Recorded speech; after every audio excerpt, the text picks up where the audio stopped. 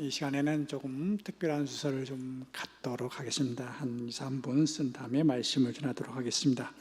우선 오늘부터 우리 중고등부 학생들이 수련회를 가는데 같이 오늘 예배에 참석하고 있어요. 우리 중고등부 학생들 선생님들로 같이 한번 일어나 봐요. 아유, 너무 감사해요. 예수님의 제자, 예수님의 사도 를 통해서 세계를 변화시켰는데 우리 중고등부 학생들을 통해서 세계를 두세 번은 변화시킬 수 있을 것 같아요. 우리 수련회 잘 다녀오라고 크게 한번 박수 한번 치겠습니다. 그리고 앉으시죠.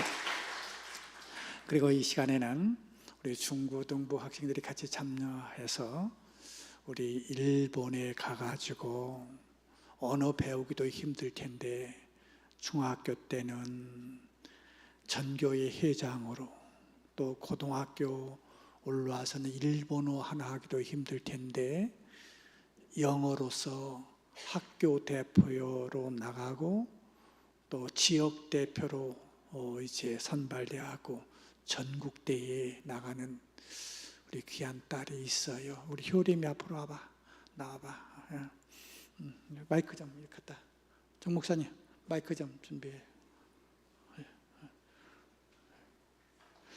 그래서 우리 정재용 목사님, 신정희 목사님 한번 잠깐 일어나 봐요.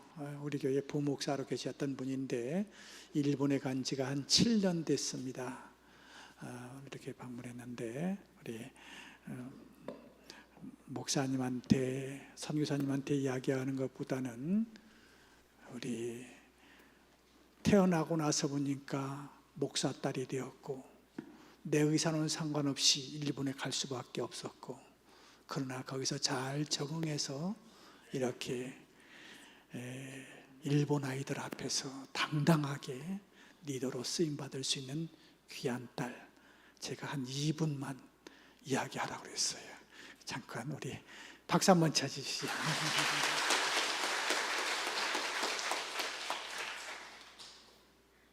네, 안녕하세요. 정재호 신정희 선교사 자녀 정유리입니다. 네. 저에 대한 기억이 아직 초등학생 꼬마로 남아있을 분들도 많이 계실 텐데요. 정말 오랜만이에요. 4살 때부터 아빠 손잡고 지나갈 때마다 용돈과 간식거리를 지어주셨던 집사님, 장로님, 권사님, 이모, 삼촌, 언니, 오빠 정말 보고 싶었어요.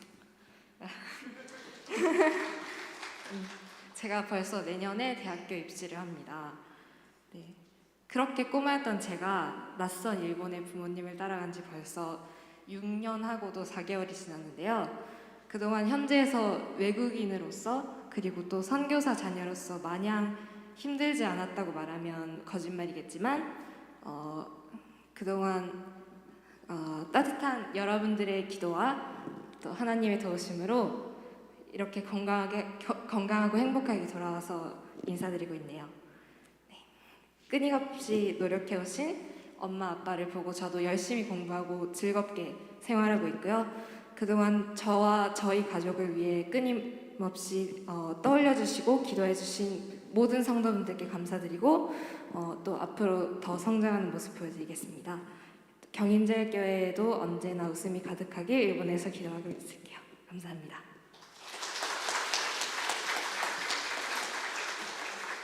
우리 학생에게 우리 장학금 좀 지불하도록 하겠습니다.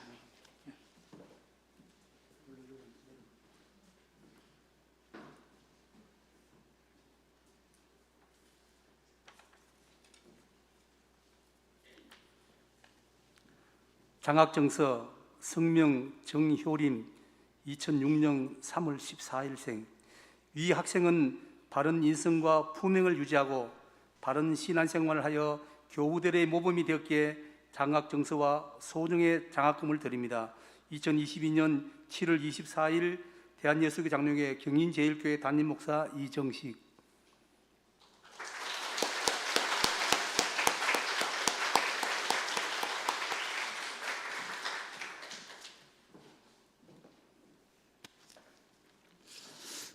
하나님의 교회라는 제목으로 담임 목사님께서 말씀 선포해 주시겠습니다. 우리 경인 가족들에게 감사를 드립니다. 우리 여러분들이 중고등부 바자에 적극적으로 동참해 주셨고, 또 인도네시아 아이들한테 학용품 싸가지고 가기가 힘들 정도로 많이 이제 보내주셨고, 또 여러분들이 수시로 장학금을 하나님 앞에 드려주셔서 그 장학금을 이렇게 전달할 수 있는 기회도 주셔서 감사합니다. 앞으로 하나님의 축복이 여러분들의 가정 속에서 함께 하시고, 여러분들의 파이프가 더 크고 굵어가지고 이제 더 큰 일을 감당할 수 있는 기업과 가정들이 되기를 주의 이름으로 축원합니다.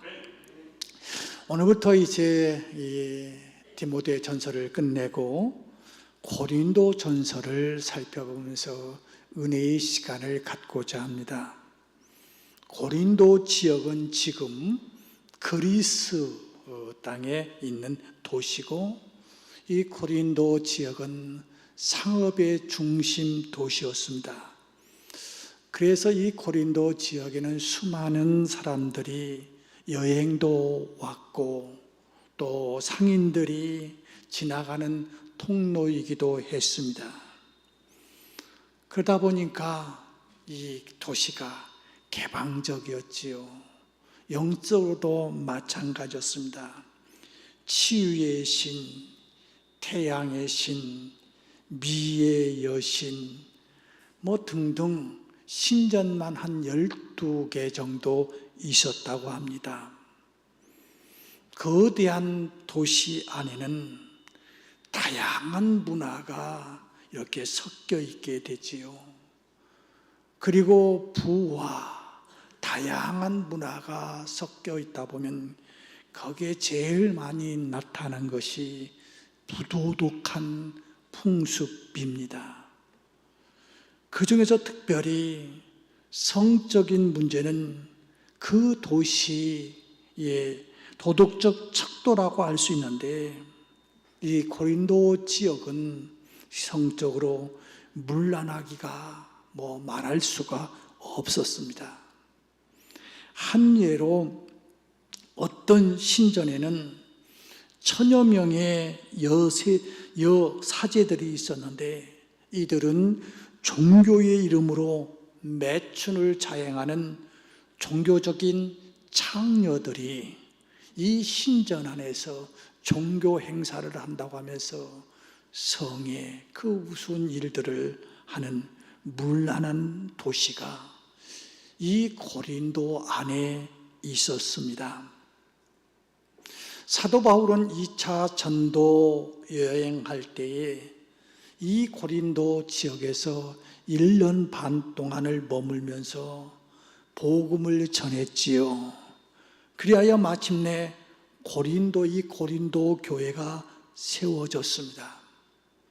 그런데 이 고린도 안에 여러 가지 이제 문제가, 이런 문화 속에서 탄생했던 이 고린도 교회가 세상과 다르게 살 수 없잖아요. 세상 안에 있는 이 교회니까 여러 가지 문제가 일어났어요. 그래서 하나님께서 바울을 통해서 이 고린도 교회에게 편지를 한 것이지요.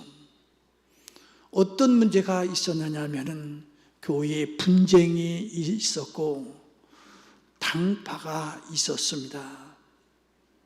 그 외에도 교회 안에서는 성도들끼리 불륜의 사건들이 일어나기도 했고, 소송이 걸리기도 했고, 또 혼인 문제를 어떻게 해야 될 것인지 등등 있을 뿐만 아니라 성찬에 관한 문제, 교회 안에는 성령의 은사들이, 아주 신비한 은사들이 많이 나타나고 있었지만 그 은사를 어떻게 질서 있게 가야 될 것인지 하는 문제 등, 또 부활이 있는 건가 없는 건가, 부활의 문제. 지난주에도 말씀을 나눴습니다만 헌금은 어떻게 헌금을 해야 되고 헌금은 어떻게 써야 될 것인지 등 여러 가지 이 고린도 교회 안에 문제가 있었습니다.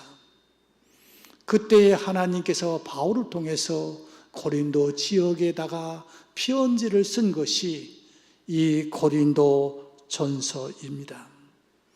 오늘 본문 1절 3절에서는 문안의 인사를 이렇게 시작합니다.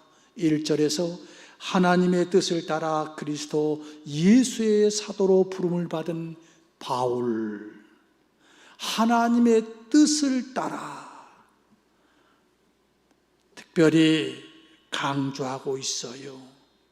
갈라디아서 1장 1절에서도 사람들에게서 난 것이 아니요 사람으로 말미암는 것도 아니요 오직 예수 그리스도와 그를 죽은 자 가운데서 살리신 하나님 아버지로 말미암아 사도된 바울이라고 말하고 있습니다. 바울 서신에서 보면은 바울이 특별히 많이 말하는 내용이 있는데 내가 사도다 하는 것을 많이 강조하고 있는데 그 이유는 이러한 배경도 있습니다. 이 당시 사도의 자격은 예를 들면은 우리가 목사라고 할 때는 어떻게 생각합니까? 이제 학부를 졸업한 후에 가서 신대원에 가서 한 3년 공부하고 그 다음에 전도사로 일하면서 목사고시를 한 2년상을 이제 그 전도사로 일해야 되고 그래서 목사 안수 받은 사람들을 우리는 목사라고 하는데 어느 날 내 친구가 한 1년 정도 후에 만났더니 목사라고 내가 목사 됐어 그러면은 여러분들 마음속에 어떤 이야기가 어떤 생각이 들까요? 진짜 목사일까? 자기가 혼자 자기 손 들고 자기 머리에다가 안수하고 목사라고 하는 거 아닌가? 뭐 등등 여러 가지 생각이 들 수도 있지 않겠어요? 사도 그러면 적어도 예수님하고 같이 그 동시대에 같이 잡수시고 배우고 동행하고 뭐 그런 거라든지 그러지는 못했다 할지라도 적어도 예수님을 만났다든지 뭐 그런 관계성이 있어야 되는데 그 이스라엘 사람들이 생각해 보기에 고린도 교인들이 생각해 보기에 바울은 예수님을 오히려 예수 믿는 사람들을 잡아 죽이기 위해서 가다가 다메섹에서 예수 믿게 된 거 아닙니까? 근데 저 사람이 어떻게 사도야? 이런 반론들이 많이 있었어요. 그래서 사도 바울이 당신들은 그런 기준에 의해서 사도로 이야기하지만 나는 사람에 의해서가 아니고 하나님 앞에서 부름받은 사람이다. 이것을 강조해요. 우리 피택된 장로님들, 안수사님, 권사님들 어떻게 생각하십니까? 사람들의 득표에 의해서 내가 피택되었다고 생각하십니까? 그러면 한 단계 더 올라가십시오. 사람들에 의해서 피택이 되었지만은 그 배후에서 역사하시는 분은 사람이 나를 선택한 것이 아니라 하나님께서 나를 선택했다고 하는 이 고백이 있어야 진정한 지도자가 되지 않을까요? 사실 그렇습니다. 저는 어떤 때 이런 생각이 들어요. 야, 내가 목사 자격이 있는가? 오늘 또 제가 제 아들하고 이야기하면서 야, 너 많이 컸다. 어제 이제 선교사님하고 이렇게 우리 가져오고 식사를 하는데 아들이 이렇게 쭉 이야기하는데 그냥 어릴 때부터 봤으니까 애기들만 하는데 물론 지금야 뭐 40대가 다 됐지만은 아빠의 마음은 항상 애기잖아요. 그런데 어떤 논리를 딱 전개해 나가는데 야, 언제? 그러면서 이 안에 앉아있는 여러분들은 그 그 수준이겠습니까? 저보다 수십 배, 수백 배 똑똑하고 많은 경험을 했고 많은 책을 봤을 텐데, 그래도 제가 이 시간에 이렇게 말씀을 전하는 것은 무슨 생각이 있습니까? 나는 신학교 갈 때 내가 스스로 생각해 봐도 한 37까지는 목사가 되어서는 안 된다고 생각했고, 신학교 졸업하면서도 어떤 친구 목사하고 제가 생각하기에 너나 나나는 목회에서는 목사 될 사람은 아닌데 하는 생각을 하면서 신학교를 졸업했는데, 이렇게 하나님께서 목회를 할 수 있도록 도우신 것은 내가 신학교 다녀서 공부해서 똑똑해서가 아니라 하나님께서 저를 사용하시니까 하나님의 말씀을 전하는 자로 쓰임받는 거 아닌가 하는 생각을 해보았습니다. 오늘 사도 바울의 고백이 이겁니다. 너희들 기준으로 볼 때는 내가 여러 가지 부족함이 있어도 나는 분명하게 고백한다. 나는 하나님의 대언자로, 하나님의 대사로, 하나님께서 나를 선택시켜 주신 그것 때문에 내가 사도가 되었노라고 고백을 하고 있습니다. 사랑하는 성도 여러분, 여러분들은 지금 어떤 고백을 하고 있습니까? 오늘 사도 바울은 분명하게 이야기하면서 이렇게 사도, 하나님 앞에 부름 받았다고 이야기하고 있는 거예요. 사도라고 하는 것은 보냄을 받은 자, 대리자, 전권 대사라고 하는 뜻이 있지 않습니까? 그러니까 사도란 하나님의 교회를 세우기 위하여 하나님의 대리자, 예수 그리스도의 대사로서 세상에 보냄을 받은 자라는 뜻입니다. 그러니까 사도 바울은 나는 하나님의 교회를 세우기 위해서 하나님의 대리자로 나를 보냈다고 하는 그 고백을 분명하게 이야기하고 있습니다. 오늘 성직자들, 교회 직분자들, 우리 모두에게 분명한 확신이 있어야 됩니다. 하나님 앞에 부름받은 자라고, 이 사명의 고백이 있어야만이 직분에 충성할 수가 있어요. 그러면서 이제 두 번째는 이렇게 이야기하고 있어요. 2절에서 고린도에 있는 하나님의 교회, 하나님의 교회, 고린도에 있는 하나님의 교회라고 하는 말을 하고 있습니다. 이 말 속에서는 이러한 신앙의 고백이 있는 거예요. 교회의 소유권은 하나님께 있다는 겁니다. 고린도 교회는 사도 바울이 1년 6개월 동안 장막을 짜면서 노동을 하면서 각고의 노력 끝에 세운 교회이지만 결코 내가 세운 내 교회라고 한 말을 하지 않습니다. 하나님의 교회라고 분명하게 말합니다. 교회는 어떤 경우에도 인간이 주인이 될 수가 없습니다. 교회의 주인은 하나님이십니다. 인간이 아무리 많은 수고를 하고 많은 물질을 들여 교회를 세울지라도 그것은 분명히 하나님의 종으로서 마땅히 할 일을 한 것뿐입니다. 그런데 많은 목회자들과 성도들이 이런 바른 인식을 하지 못할 때가 간혹 있어요. 저는 중고등학교 때 그 아픈 현실을 보았습니다. 제가 68년도경에 저 개봉동에서 산 적이 있는데, 개봉동하고 광명시하고 이렇게 붙어 있는 그 경계선에서 살았습니다. 그래서 광명시에 있는 교회를 다녔는데 감리교였어요.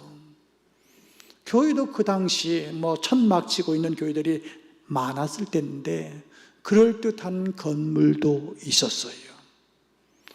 근데 그 교회의 목회자들이 몇 년이 못 되고 쫓겨가요.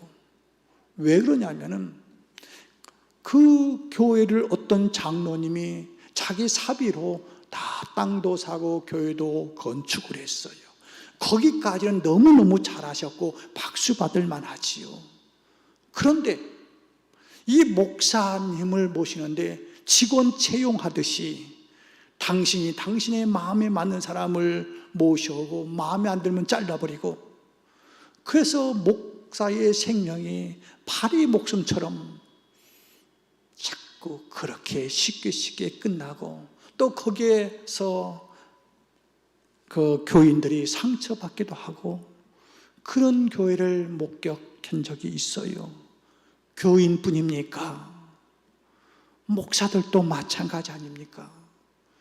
내가 개척한 교회라고, 내가 눈물을 뿌린 교회라고, 내가 내 삶을 전체를 투자한 교회라고, 그러면서 이 교회는 내 교회처럼, 어떤 교주처럼, 어떻게 보면 김정은보다 더 강력하게 소유권을 주장하면서 교회를 이끌고 가는 그러한 목회자들도 부끄럽지만 간혹 있지 않던가요? 아니, 그렇게는 못한다 할지라도 교회에서 헌금을 많이 한 사람들, 몸으로 봉사한 사람들이 마치 내 교회에 내가 주인인 것처럼 주장하는 경우가 있지 않던가요? 오늘 사도 바울은 분명하게 말합니다. 교회의 주인은 하나님이라고, 하나님의 교회라고. 지금 너희들이 바울파, 그리스도파 뭐 하면서 파를 주장하면서 우리 거라고 주장하고 있지만 아니야. 교회는 하나님의 것이야. 내가 천막을 지면서 눈물 흘리면서 이 교회를 세웠지만은 이건 내 교회가 아니야. 하나님의 교회야. 이것이 오늘 사도 바울이 고백했던 것이고, 하나님께서 사도 바울을 통해서 말씀하고자 하는 그 뜻은 교회는 하나님의 것이라고.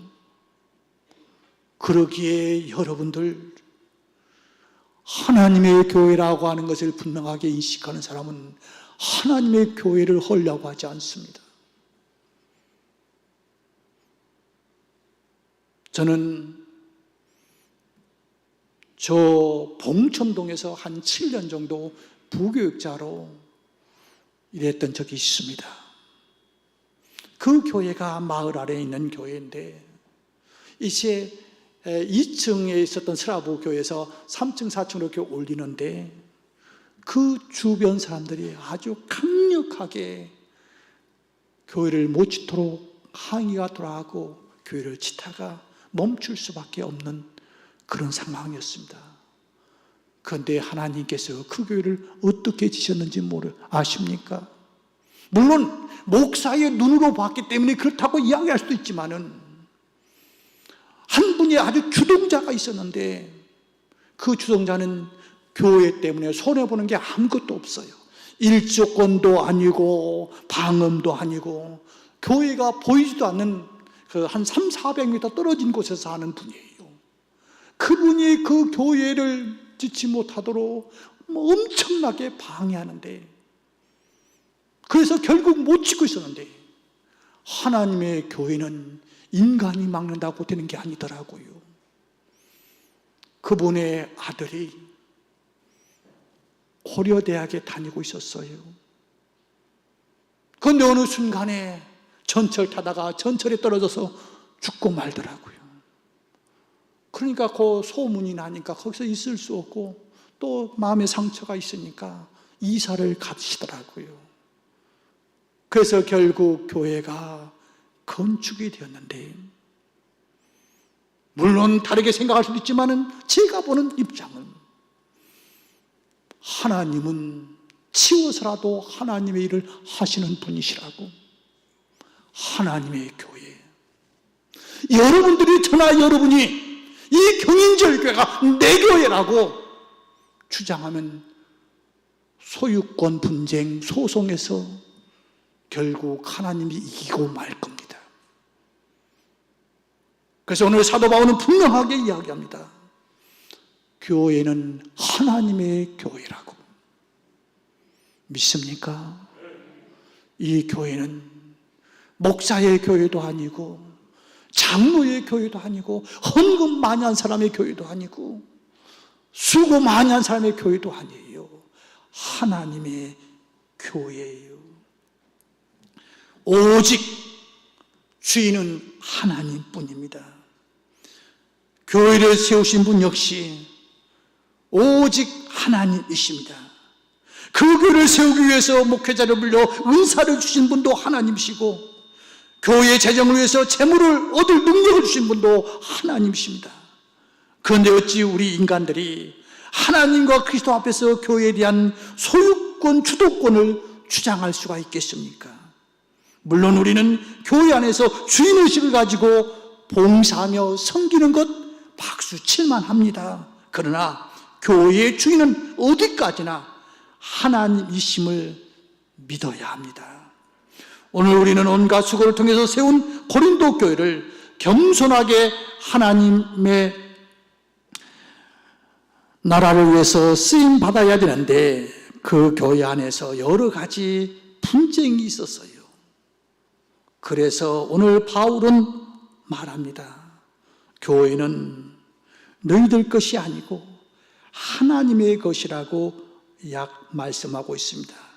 그러면서 또 교회에 있는 하나님의 교회라고 하는 것은 교회가 지향해야 할 바른 것을 말해주고 있는데 교회는 하나가 되어야 된다는 겁니다. 바울파, 아볼로파, 예수파, 그리스도파. 그러면서 각자 이 교회의 주인은 우리야. 이것이 아니고 하나가 되어야 된다고 하는 사실을 이야기하면서 강조하는 점은 이겁니다. 문제 많은 교회도 하나님의 교회라는 겁니다. 고린도 교회는 허물이 큰 교회, 문제 많은 교회, 골치 아픈 교회였습니다. 그래서 사도 바울로 하여금 많은 눈물을 흘리게 한 교회였습니다.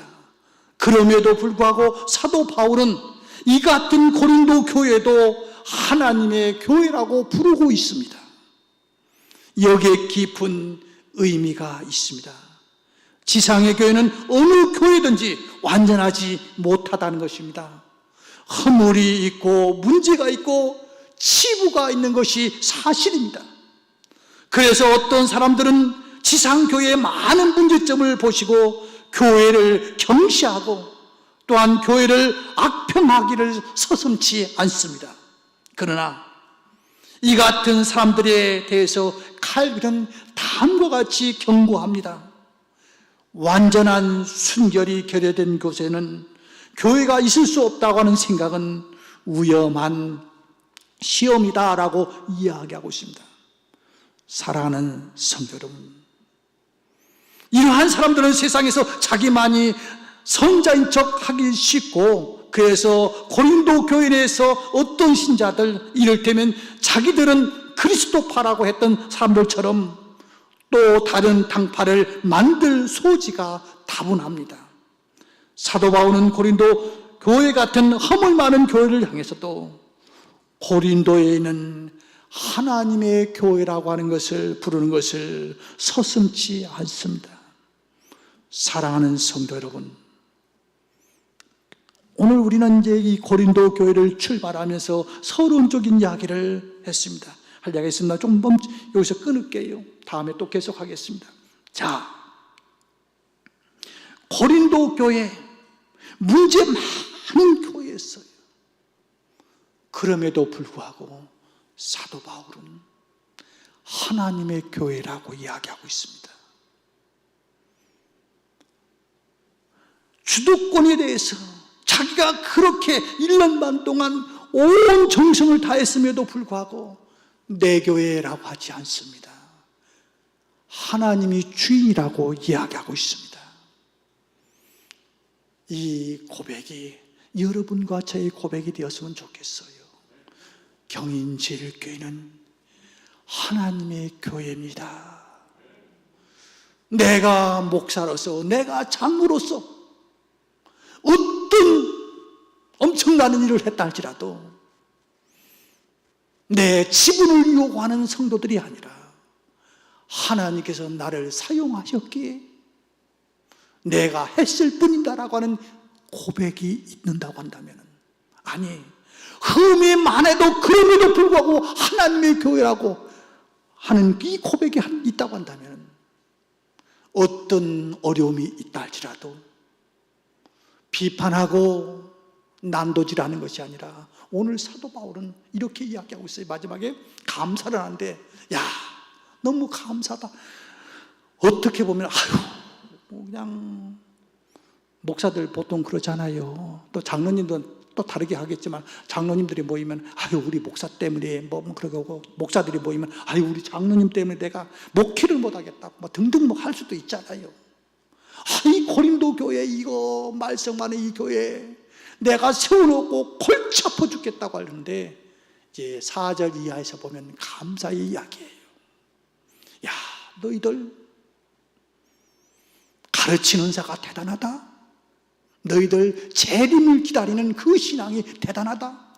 방언, 은사, 통변 등 은사가 충만한 교회 대단하다 하면서 단점을 바라보면서 교회를 비판하는 것이 아니라, 그 단점이 엄청나게 많고 골치 아픈 교회지만은 그럼에도 불구하고 이 바울은 마지막에 감사의 표현으로 오늘 본문을 맺고 있습니다. 사랑하는 성도 여러분, 우리 오늘 분명하게 두 가지만 생각합시다. 이 교회는 누구의 교회라고요? 하나님의 교회. 그런데 이 교회에 문제가 어떻게 있었다고요? 엄청나게 많아요.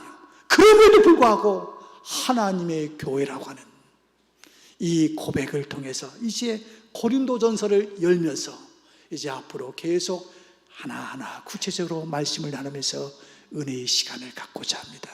기도하겠습니다. 하나님 아버지, 오늘 문제 많은 고린도 교회를 향해서 하나님께서 사도 바울의 입을 통해서 주신 말씀을 상고해 보았습니다.